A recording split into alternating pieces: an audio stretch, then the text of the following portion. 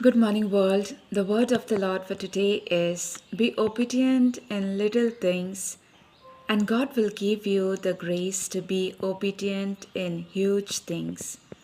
Be obedient in the smaller things, and God will grace you to be obedient in larger things. The word also tells us that obedience is better than sacrifice. It is good to obey God than to give a deaf ear to Him and then to do whatever we want, or to go on fasting, or to sacrifice something else, to suffer for His cause, because obedience is the greatest. Our ancestors, our forefathers like Abraham, and there are many, they obeyed God. There are many of them, the prophets. Then we have Jonah, who disobeyed God, and he went on his own way. Jonah was a prophet, but he disobeyed God because God was sending him to the people of Nineveh.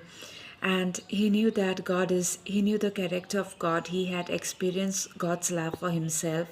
And he knew that God is merciful. And he knew that if Jonah goes and delivers the message of repentance, the people will heed to God's call because Jonah had discernment. And so he did not go there where God was leading him, but he went on his own way. And what did he met? He met disaster. He was in the stomach of a big fish for 3 days, symbolizing the resurrection, the death of Christ.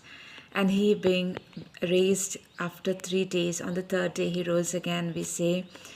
And this is how it is. So it is good to be obedient, okay, so that otherwise we have to go through the cycle and learn the lesson. And only when we learn the lesson through, we have to go through struggle, and then only we learn the lesson. So we see Jonah, because of his disobedience, the Lord allowed a big fish to swallow him,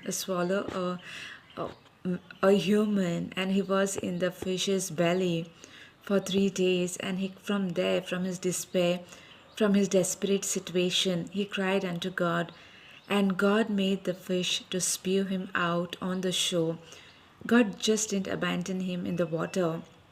God made the fish to spew him out on the shore. God saved him. And so, what I want to say is, we got to be obedient. The word tells us that obedience is better than sacrifice. If we are not unfaithful towards God, and then still we go to church,